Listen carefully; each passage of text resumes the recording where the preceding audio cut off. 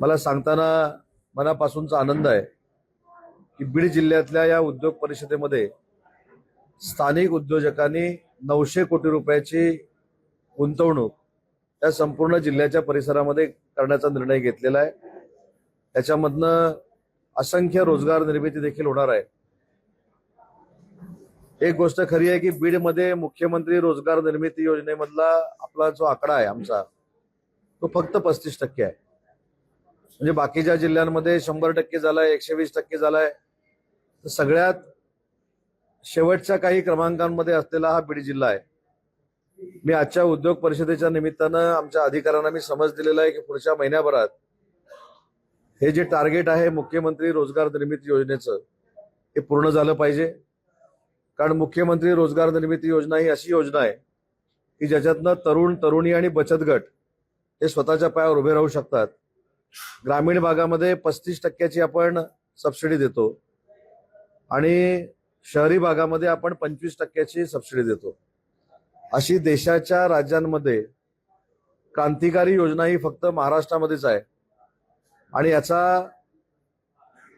आलेख जर सांगायचा झाला मागच्या 2.5 वर्षापूर्वीचा, तर 3 वर्षामध्ये फक्त 7,500 उद्योजक आम्ही निर्माण करू शकलो। परंतु एकनाथ शिंदे साहेब मुख्यमंत्री झाल्यानंतर एक मिशन म्हणून आम्ही राबवलं। आता देवेंद्रजी मुख्यमंत्री असताना देखील ते मिशन आम्ही कंटिन्यू करतोय। या 3 वर्षामध्ये सुमारे 32,000 तरुणांना रोजगार निर्मिती करून देण्यामध्ये महाराष्ट्र शासन यशस्वी झालं। म्हणजे मागच्या 3 वर्षापैकी जे काही 7,000 लोक झाली होती त्याच्या 5 पट उद्योजक या 3 वर्षामध्ये आम्ही स्वतःच्या पायावर उभं करू शकलो। आणि ती योजना देखील बीडमध्ये प्रामुख्याने अतिशय चांगल्या पद्धतीने चालली पाहिजे ही आमची सगळ्यांची भावना आहे।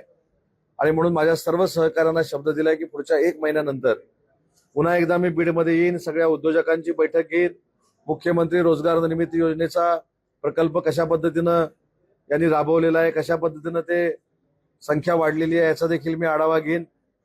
पण हे सगळं करत असताना बीडच्या तरुण आणि तरुणींसाठी अतिशय आनंदाची गोष्ट मी आपल्याला सांगतो की राज्याचे मुख्यमंत्री देवेंद्रजी फडणवीस, राज्याचे उपमुख्यमंत्री आणि शिवसेनेचे आमचे मुख्य नेते एकनाथजी शिंदे आणि आपल्या जिल्ह्याचे पालकमंत्री आणि राज्याचे उपमुख्यमंत्री अजितदादा यांच्या संकल्पनेतनं कौशल्य विकास केंद्राची जी स्थापना आम्ही महाराष्ट्रामध्ये 5 ठिकाणी करण्याचा निर्णय घेतला होता, त्याच्यामध्ये 1 ठिकाण आता वाढलेलं आहे। ते कौशल्य विकास केंद्र बीडमध्ये करण्याचा निर्णय देखील आम्ही सगळ्यांनी मिळून घेतलाय।